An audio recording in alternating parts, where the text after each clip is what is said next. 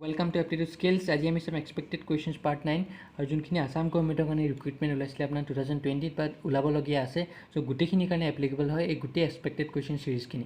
सो ये भालके चाब और आपलोके भालके प्रेक्टिस करिब और भिडिओ शेषলৈके चाब तेতিয়াহে আজি क्लासটো भालके बुझि पाब। तो स्टार्ट करो भिडिओ। सो फार्स्ट क्वेश्चन की दिया आछे आमाक अरुणाबू इनभेस्टेड टोटल साम अफ 16,000 इन 2 स्कीम्स। ठीक है। सो इमानखिनि टोटल माने टोटल तार तात 16,000 टका आछे। सो टका हि दुबार माने दुटा स्कीमत हि इनभेस्ट करिले। सो किमान प्रथम ए और बी। सो किमान इनभेस्ट करिसे तो आमक दिया ना जे स्कीम एट किमान इनभेस्ट करिसे स्कीम बीत किमान इनभेस्ट करिसे। सो एतो आमक दिया ना 2 बছৰ কাৰণে इनभेस्ट करिले। सो स्कीम एट इनभेस्ट करिले हि 10% पर एनाम दि कम्पाउंड इंटरेस्ट और स्कीम बीत इनभेस्ट करिले हि 12% पर एनाम दि सिम्पल इंटरेस्ट। सो आमक কৈছে যে যদি টোটেল ইণ্টাৰেষ্টটো সি 2 বছৰৰ পিছত ইমানখিনি পায় তেতিয়া সি কিমান মানি ইনভেষ্ট কৰিছিলে স্কিম বিত। ঠিক আছে। সো এতিয়া আমি লৈ লওঁ যে স্কিম এট স্কিম এ আৰু স্কিম বি। ঠিক আছে। তো স্কিম এট সি ইনভেষ্ট কৰিছিলে P1 প্ৰিন্সিপালৰ আৰু স্কিম বিত ইনভেষ্ট কৰিছিলে P2 হ'ল। এতিয়া ইয়াত দিয়া আছিলে প্ৰিন্সিপাল এইটো ৰেট অফ ইণ্টাৰেষ্ট দিয়া আছিলে 10% হয়নে আৰু টাইম দিয়া আছে আপোনাৰ 2 ইয়াৰ্ছ। ইয়াতো তেনেকৈ ৰেট অফ ইণ্টাৰেষ্ট দিয়া আছে আপোনাৰ 12% আৰু টাইম দিয়া আছে 2 ইয়াৰ্ছ হ'ল 2 ইয়াৰ্ছ। এতিয়া আমি ইয়াত প্ৰথমটোত সি কিহত ইনভেষ্ট কৰিলে স্কিমটো সি কম্পাউণ্ড ইণ্টাৰেষ্টত ইনভেষ্ট কৰিলে। ঠিক আছে। কম্পাউণ্ড ইণ্টাৰেষ্টত ইনভেষ্ট কৰাৰ পিছত আমি কম্পাউণ্ড ইণ্টাৰেষ্টৰ ফৰ্মুলা কি আছিলে compound interest equal amount minus principal সেইটো আছিলে হয় নাই। আৰু চিম্পল ইণ্টাৰেষ্টৰ ফৰ্মুলা কি আছিলে PRT P2 into R into T divide by 100 এইটো আছিলে হয় নাই বুজি পালে। সো এতিয়া আমি কম্পাউণ্ড ইণ্টাৰেষ্ট আৰু চিম্পল ইণ্টাৰেষ্টটো উলিয়াই ল'ম। সো কম্পাউণ্ড ইণ্টাৰেষ্ট এমাউণ্টটো কি আছিলে এমাউণ্টটো আছিলে পি ঠাইত কি আহিব কাৰণ প্ৰিন্সিপাল আমি P1 ধৰিছোঁ P1 1 প্লাছ R বাই 100 মানে 10 বাই 100 আৰু এইটো 2 টাইমছ মাইনাছ P1 হ'ল এইটো। সো এইটো কেঞ্চেল হ'ল কিমান হ'ল P1 সেইটো 10 প্লাছ 1 11 যদি মই LCM লৈ লওঁ 11 বাই 2 মাইনাছ P1 হ'ল। মই ডাইৰেক্ট লিখি দিছোঁ 121 P1 divide by 100 minus P1 মই ডাইৰেক্ট লিখি দিলোঁ। ঠিক আছে। স্কুৱেৰটো কৰি পেলাই লিখি দিলোঁ। সো এইটো কিমান হ'ব 121 মানে এইটো আপুনি ডাইৰেক্ট কৰি দিব পাৰে। মই জাষ্ট চিম্পল লিখি দিছোঁ 21 P বাই 100 P1 বাই 100 মই LCM লৈ পেলাই মাইনাছ কৰি দিলোঁ ডাইৰেক্ট। ঠিক আছে। সো এইটো হ'ল কম্পাউণ্ড ইণ্টাৰেষ্ট আৰু ছেকেণ্ড ইয়াৰ চিম্পল ইণ্টাৰেষ্টটো কিমান হ'ব P2 হ'ল P2 আমি P2 জানো আৰু R কিমান 12 ইনটু 2 ডিভাইড বাই 100। ঠিক আছে। এইটো মই 24 P2 লিখিলোঁ ডিভাইড বাই 100 100 আৰু 100ৰ তলত মই একেলগে থৈ দিছোঁ একো কেঞ্চেল কৰা নাই। ঠিক আছে। এতিয়া আমাক কুৱেশ্যনত কি দিয়া হৈছে যে সি টোটেল চামটো কিমান ইনভেষ্ট কৰিছিলে 16,000 হয় নাই। মানে কি হয় টোটেল চামটো মানে সি প্ৰিন্সিপাল দুইটাতে সি 16,000 ইনভেষ্ট কৰিছে মানে চাওক মানে টোটেল 16,000 তাৰ হাতত আছিলে 16,000 তাৰ হাতত আছে হয় নাই টোটেল 16,000 তাৰ হাতত আছিলে আৰু সি এই 16,000টো দুভাগত ভগাই দিলে। প্ৰথম প্ৰিন্সিপাল ইয়াত ভগালে এটা ইয়াত ভগালে এটা। সো টোটেলটো মিলি 16,000 হ'ল। ঠিক আছে। আৰু আমাক কি কোৱা হৈছে যে চিম্পল ইণ্টাৰেষ্ট টোটেল ইণ্টাৰেষ্টটো কিমান পালে সি টোটেল ইণ্টাৰেষ্ট কিমান হ'ব simple interest plus compound interest কিমান ইণ্টাৰেষ্ট পাইছে সি টোটেল 3504 হয় নাই। তো চিম্পল ইণ্টাৰেষ্ট আমাৰ কিমান আছিলে 24 P2 ডিভাইড বাই 100 আৰু কম্পাউণ্ড ইণ্টাৰেষ্ট আমি কিমান পাইছিলোঁ 21 P1 divide by 100 equal to 3504। তো আমাক লাগে কি আমাক স্কিম বিত কিমান ইনভেষ্ট কৰিছিলে সেইটো লাগে মানে স্কিম বিত কিমান P2 কিমান ইনভেষ্ট কৰিছিলে P2 উলিয়াব লাগে। সো আমি P1 ঠাইত P2 বহাই দিম। ঠিক আছে। কেনেকৈ বহাম চাব এতিয়া মই LCM লৈ ল'লোঁ 24 P2 প্লাছ 21 P1 আৰু 100টো ইফালে লৈ গ'লোঁ কিমান হ'ল 3504 ইনটু 100 হৈ যাব 00 হৈ গ'ল।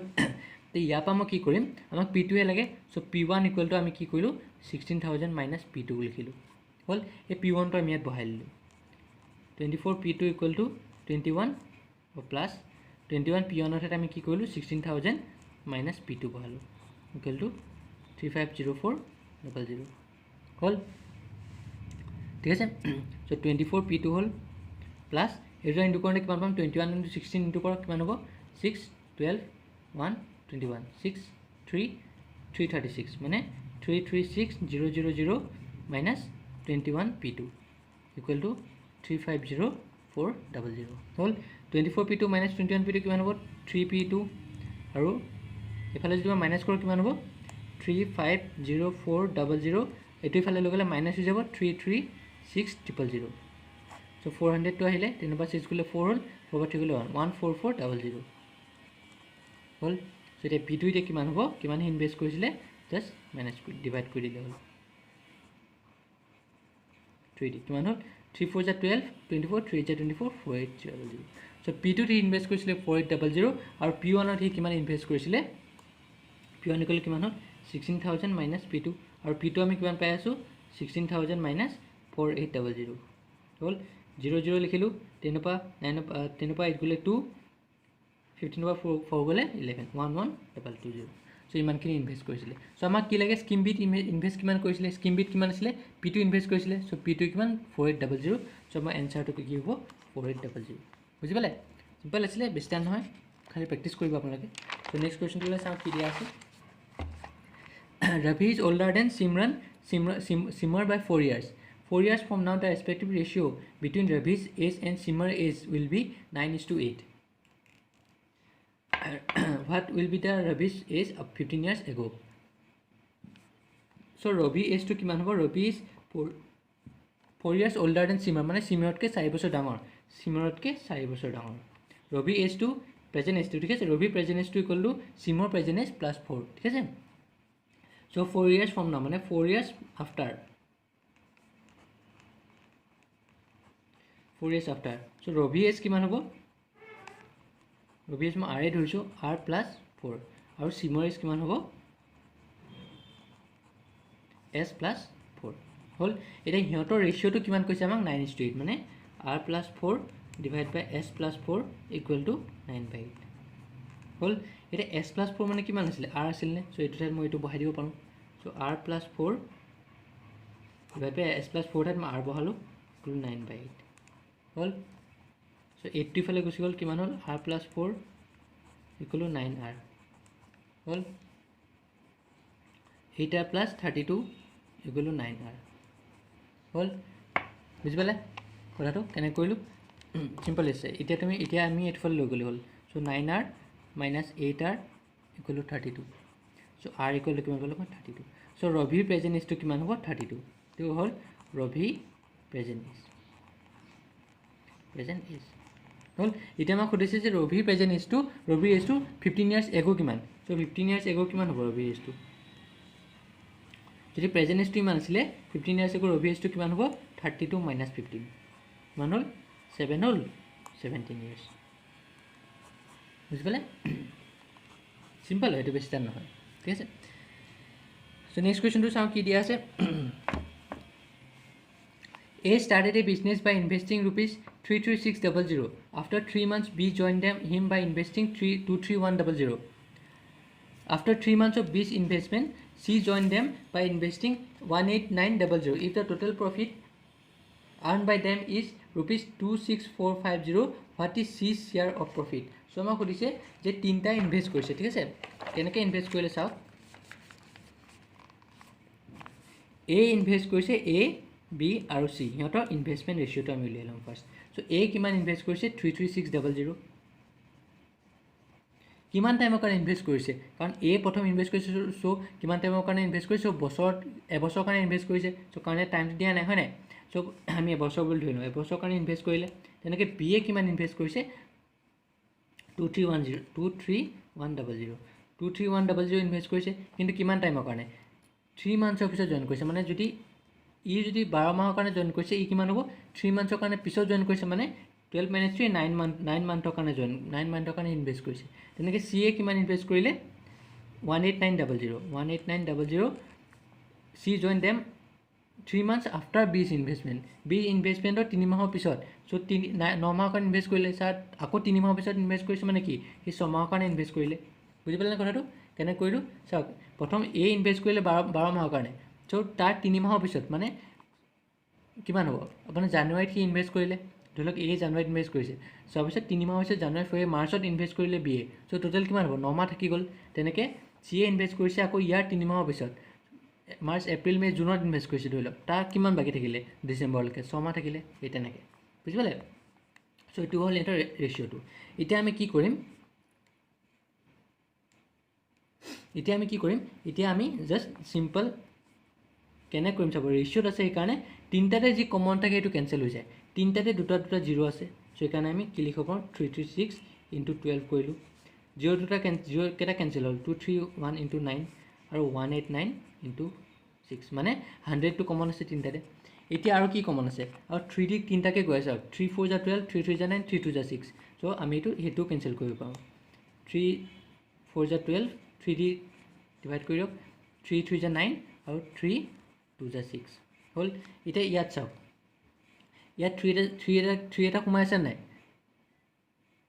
12 হ'ল 6 হ'ল 18 হ'ল ইয়াতো 3 এটা সোমাই আছে 3 টো যদি মই এক ডিভাইড কৰোঁ ইয়াতো ডিভাইড কৰোঁ ইয়াতো ডিভাইড কৰোঁ কিমান পাম 3 1 * 3 3 1 * 3 3 2 * 6 এইটো এক ডিভাইড কৰিলোঁ ইয়াক যদি মই 3 দি ডিভাইড কৰোঁ কিমান হ'ব 3 7 * 21 3 7 * 21 into 3 আৰু ইয়াক যদি মই 3 দি ডিভাইড কৰোঁ 3 6 * 18 3 3 * 9 into 2 আৰু ইয়াত এটা 7 এটা সোমাই আছে যদি মই 7 টো দি প্ৰত্যেকটোকে ডিভাইড কৰোঁ কিমান হ'ব 7 1 7 8 9 10 11 42 7 6 * 42 into 4 হ'ল আৰু 7 11 into 3 হয় নাই আৰু ইয়াক মই 7 দি ডিভাইড কৰিলে কিমান হ'ব ডিভাইড বাই 7 কৰি দিয়ক 7 9 into 2 7 9 * 63 into 2 সো ইমানখিনি পালোঁ আমি এই টোটেল কিমান হ'ব হ'ল এইটো 64:33:18 ইমানখিনি হ'ল সো এতিয়া আমাক কি লাগে এতিয়া আমাক চি শেয়াৰটোহে লাগে হয় নাই চি শেয়াৰ লাগে আৰু প্ৰফিট কিমান আছিলে 26450 কেনেকৈ ওলাম এতিয়া চি শেয়াৰটো চি শেয়াৰ ইজিলি ওলাই যাব এইটো C share equal to C A কিমান ইনভেষ্ট কৰিছিলে টোটেল আমি ধৰিলোঁ 18 আৰু কিমান আছিলে 64 + 33 + 18 টোটেল কিমান হ'ব আৰু ইনটু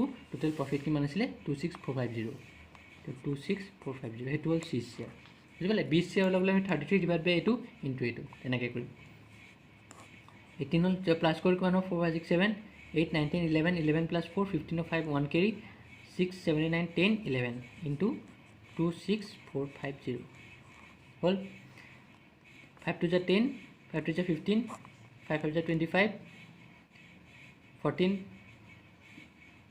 5 2 * 10 45 5 25 হ'ল সো 23 যাম কিমান হ'ল 529 আৰু এটা 0 আছে 0 মানে 23 into 23 কৰিলে আমি 529 পাম আৰু এটা 0 কাৰণে মই 0 এটা দিলোঁ সো টোটেল কিমান হ'ল চি শেয়াৰ 18 into 230 তো 230 লগত 18 ইনটু কৰক কিমান হ'ব 8 3 * 24 4 2 carry 18 0 3 230 0 4 11 4 1 4 0 বুজি পালে সেই তেনেকৈ কৰে এইটো পাৰ্টনাৰশ্বিপৰ অংক এনেকৈ কৰে আপোনালোকৰ ঠিক আছে 4140 আমাৰ এনচাৰটো বুজি পালে কেনেকৈ কৰিলোঁ চিম্পল আছিলে বেছি নহয় খালি আমি ৰেচিঅ'কেইটা ওলাই ল'লোঁ আৰু জাষ্ট লাষ্টত কি কৰিলোঁ চি শেয়াৰটো লাগে কাৰণে আমি চি ডিভাইড বাই প্লাছ গোটেইকেইটা ইনটু টোটেল প্ৰফিটটো বুজি পালে সো নেক্সট কুৱেশ্যন কি দিয়া আছে The sum of two numbers is equal to 27 and their product is 182. What are the two numbers? So দুটা নাম্বাৰ আমি লৈ লওঁ x আৰু y এটা আমাক কি কৈছে sum of two numbers মানে x + y কিমান পাম আমি 27 আৰু কৈছে প্ৰডাক্ট দিয়া x y equal to 182 এইটো পালোঁ আমি সো ইয়াৰ পৰা মই x বা y এটা উলিয়াই ল'লোঁ মানে x equal to 182 divide by y হ'ব হয় নাই আৰু এইটো মই ইয়াত বহাই দিলোঁ x + 182 divide by y equal to মই x ঠাইতে বহাইছোঁ হয় নাই x ঠাইত বহাইছোঁ 182 divide by y plus y equal to 27 হ'ল এতিয়া y মই এলচিএম লৈ লওঁ কিমান হ'ব 182 plus y square divide by y equal to 27 হ'ল হয় নাই এতিয়া মই কি কৰিলোঁ y টো ইফালে লৈ গ'লোঁ 182 plus y square equal to 27y আৰু নেক্সটটো কি কৰিলোঁ মই 27টো ইফালে লৈ আহিলোঁ -27y প্লাছ 182 মই চিৰিয়েলি লিখিলোঁ একেটা একেলগে এইটো হৈ গ'ল ঠিক আছে এতিয়া 182 যদি মই ফেক্টৰ লওঁ কিমান পাম 2 9 * 18 2 1 * 2 7 13 * 198 মানে 13 into 14 আৰু 13 + 14 কৰিলে মই 27 পাম তো এইটো মই কেনেকৈ লিখিব পাৰোঁ -13y -14y plus 182 182 equal to 0 হয়নে 13 + 14 কৰিলে 27 পাম আৰু 13 into 14 কৰিলে 182 পাই আছোঁ চিম্পল হয় y -13 পালোঁ আৰু -14টো মই কমন লৈ লওঁ কি হ'ব y -13 হ'ল এতিয়া y -13টো কমন লওঁ কি পাম y -14 equal to 0 তো মই কি পালোঁ এতিয়া y -13 equal to 0 পালোঁ এটা y -14 equal to 0 পালোঁ সো y equal to কিমান পালোঁ 13 আৰু y equal to 14 so y equal to 13 হ'লে x equal to কিমান হ'ব x equal to কিমান হ'ল 27 মাইনাছ এইটো আছিলে 27 - y আছিলে হয় নাই 27 - y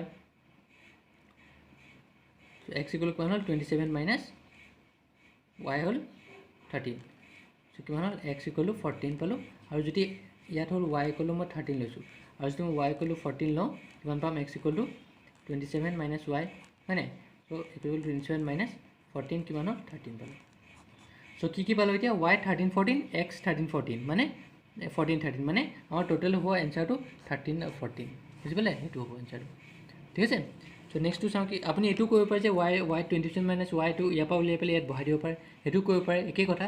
মই জাষ্ট এইটো কৰিলোঁ, যিকোনো মেথডত আপুনি কৰিব পাৰে, বা x plus y whole square ওলাই পেলাইও আপুনি x মাইনাছ y কৰিব পাৰে, যেনেকৈ আপুনি সুবিধা হয়, ঠিক আছে।